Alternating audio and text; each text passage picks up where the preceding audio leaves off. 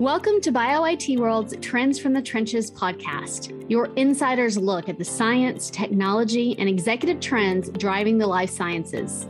I'm Allison Proffitt, editor of BioIT World. This episode is hosted by Stan Gloss, founder of BioTeam, a life sciences IT consulting company at the intersection of science, data, and technology. Today, Stan chats with Tony Kerlavage, Director of the Center for Biomedical Informatics and Information Technology at the National Cancer Institute, about NCI's journey to a data commons. Let's listen in. What I'd really like to focus on and learn about from you today is the journey towards having a data common. What was the world like prior to even thinking about the data commons?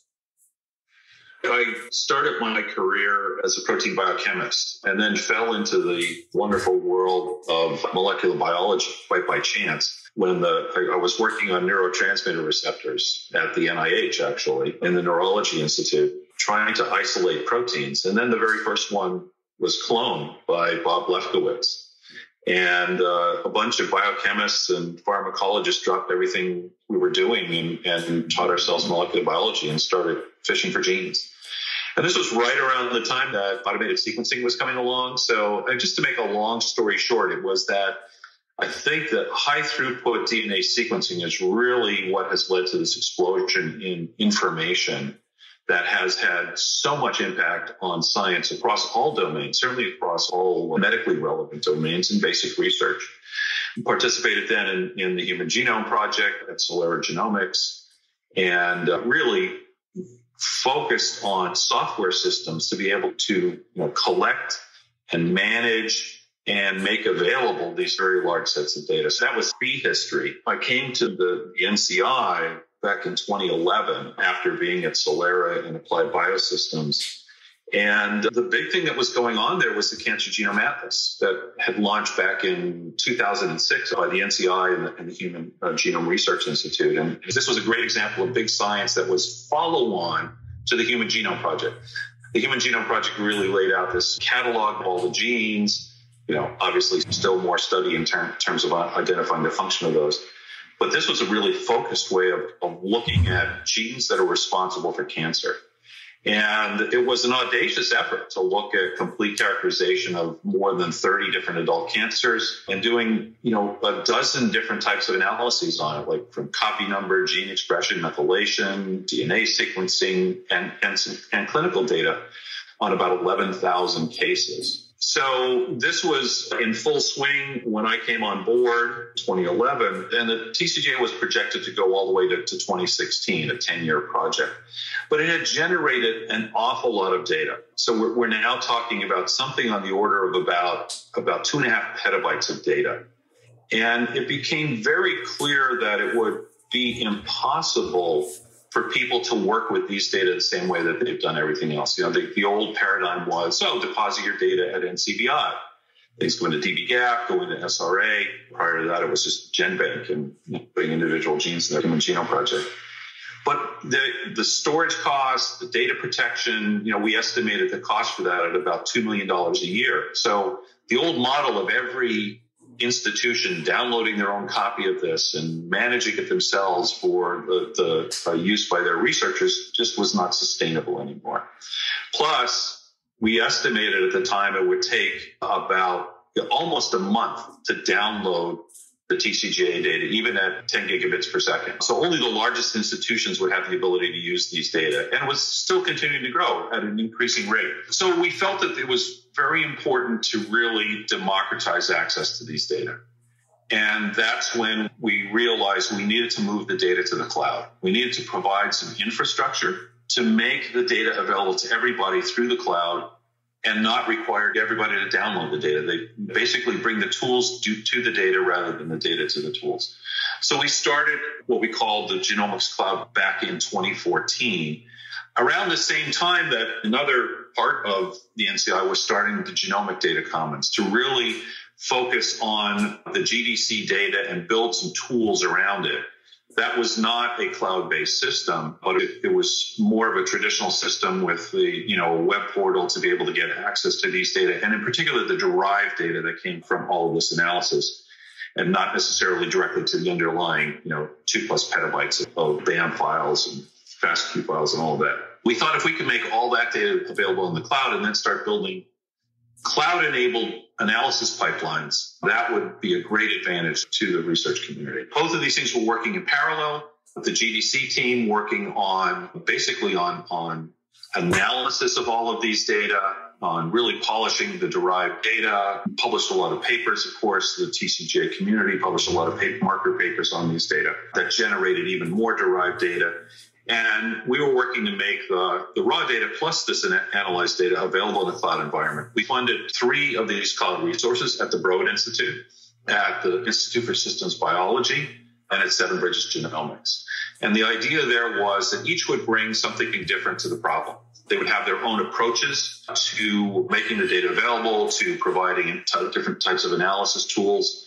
2 of them were actually going to operate in the Google Cloud Platform and 1 in Amazon, in AWS. So we felt this would be a great way to test out different approaches to this. And those then actually launched in late 2015, early 2016, both the GDC and the cloud resources, and the community started using them. In the intervening 5 years, the GDC has really expanded the number of tools it has available for visualization and follow-on analysis, and it gets a lot of users coming to that site. It's tens of thousands of users every month are coming and using the data at the GDC. The cloud resources are really targeting a different audience. It was really for the computational biologists as opposed to more of the bench biologists and also informaticists who were coming to the GDC. But it was really more hardcover folks who were developing new algorithms, wanted to reanalyze raw data, test out new methods, were using the cloud resources. And then also around this time, there were lots of follow-on activities to TCGA. So there, as I said, there was a big focus on the genomics efforts there, but there were also ongoing proteomics efforts funded by the NCI. A CPTAC program, Henry Rodriguez was leading there. And there was now generation of all of this proteomics data. There was generation of large amounts of imaging data, both radiologic images and also whole slide images, pathology images. And so it became very clear that there was a need for more than just genomics. We needed all of this associated clinical information to go along with it to really be able to interpret the significance of the genomic data, that all of this, being able to look at all of these data holistically would really lead to greater insights into the underlying causes of cancer.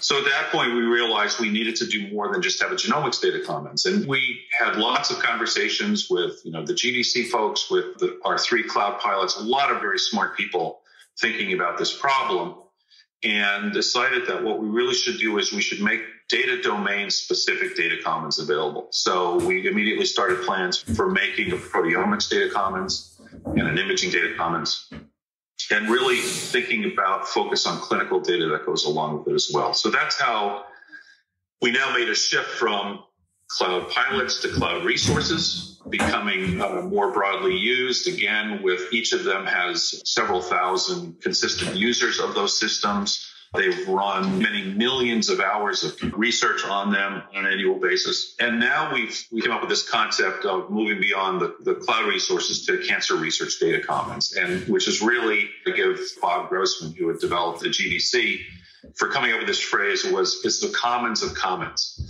So again, having these domain-specific genomics, proteomics, imaging, and then a vision for clinical data commons, for model systems data commons. We eventually built an integrated canine data commons as well, which has been very successful as well.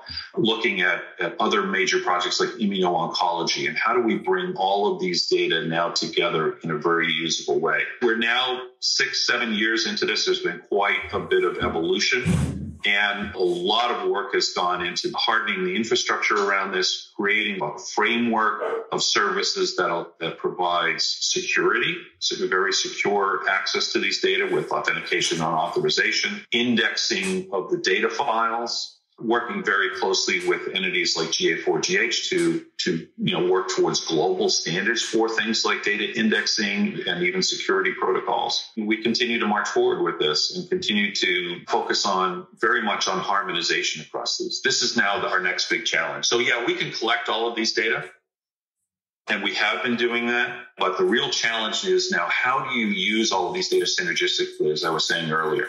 And the real key to that is ensuring that we can have interoperability amongst studies, amongst different types of analyses that are happening on, even sometimes on the same biospecimens. So we have proteomics data and imaging data and genomic data, all from TCGA patients, for example, that have all been processed independently. We do fortunately have, identifiers that can link these things together, but being able to do that kind of like now proteogenomics analysis, or, looking for correlation between imaging features and protein expression or gene expression, or, some loss of function.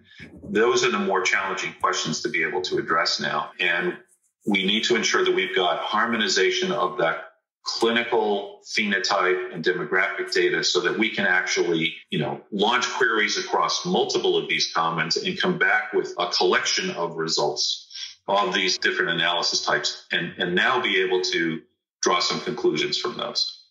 Wow. That was a great description of the journey, and it stimulated a whole bunch of questions for you. Okay.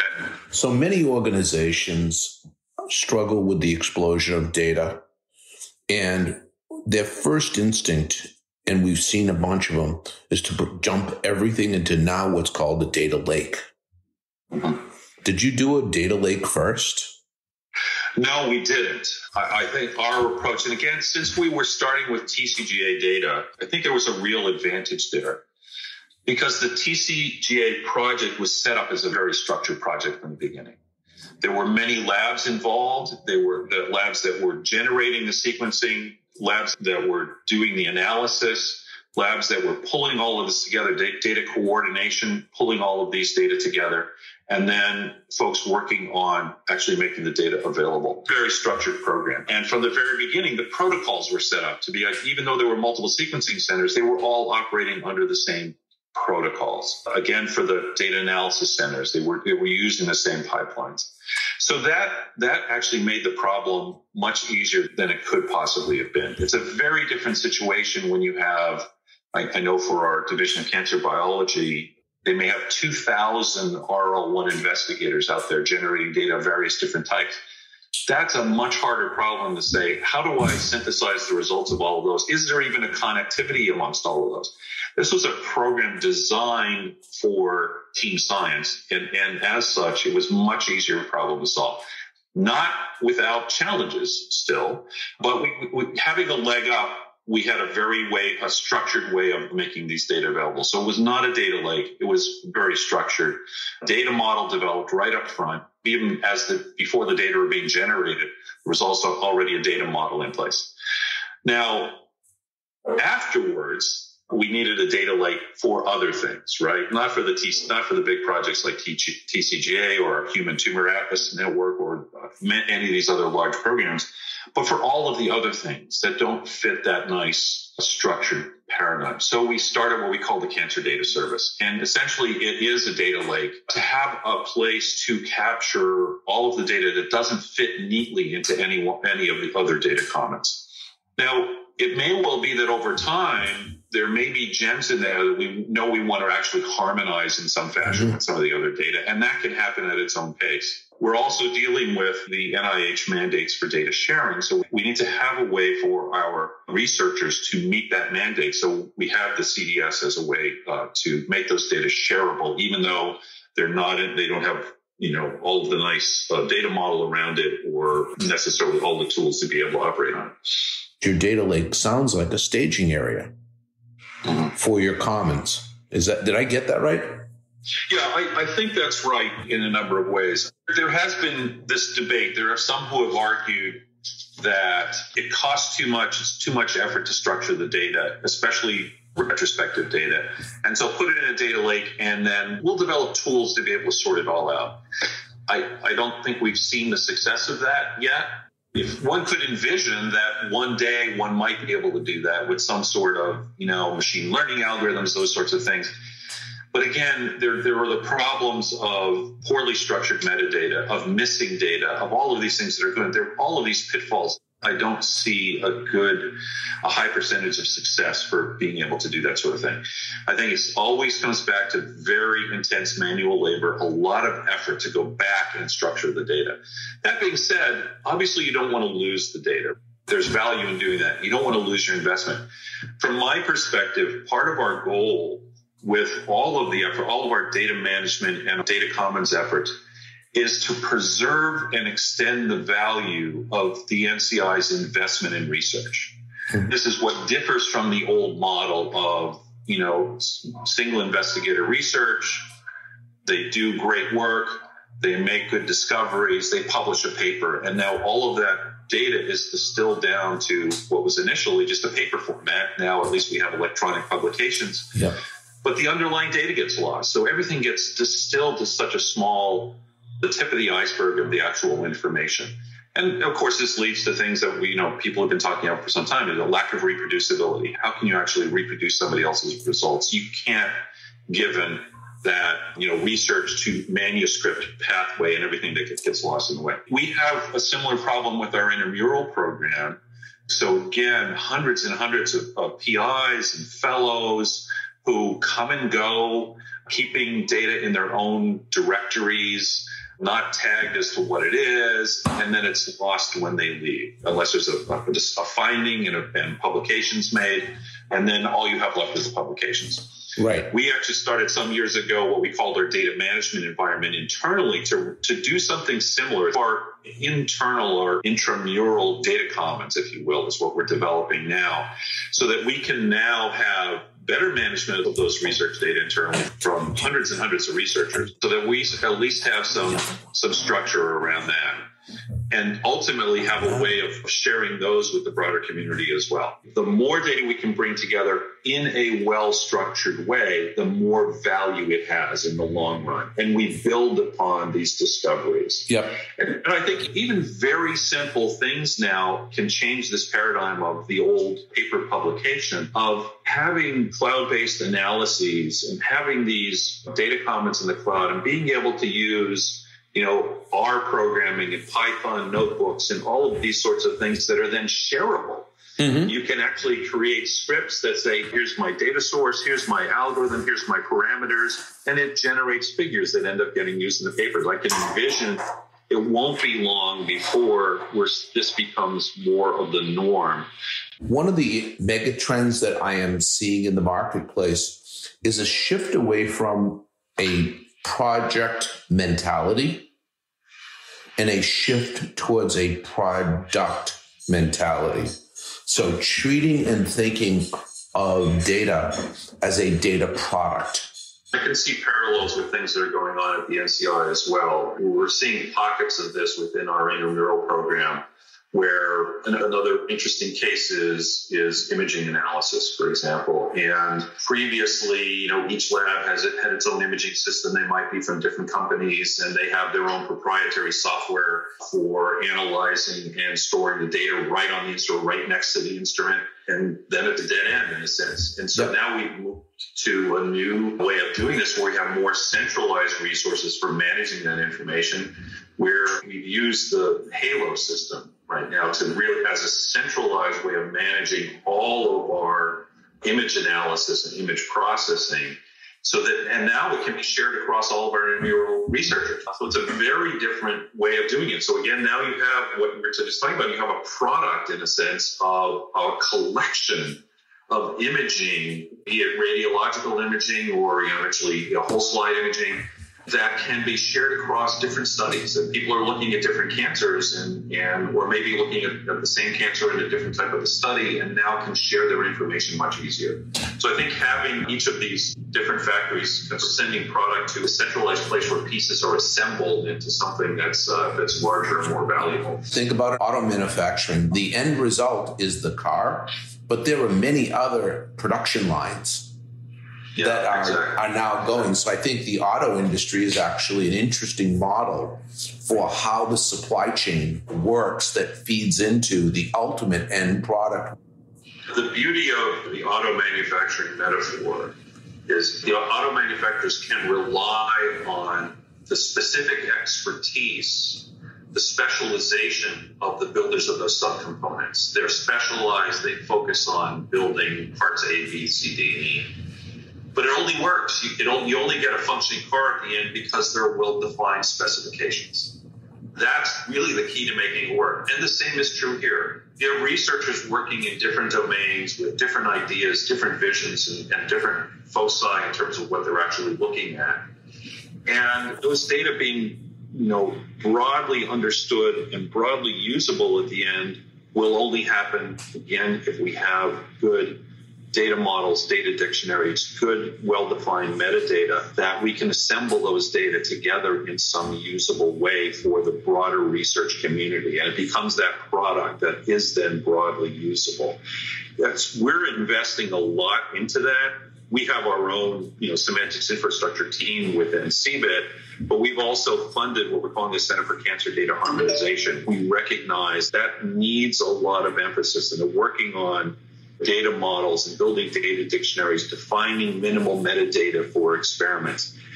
We're at, I think, a transition point because, as we talked about earlier, we know that doing this work on legacy data is a very heavy lift.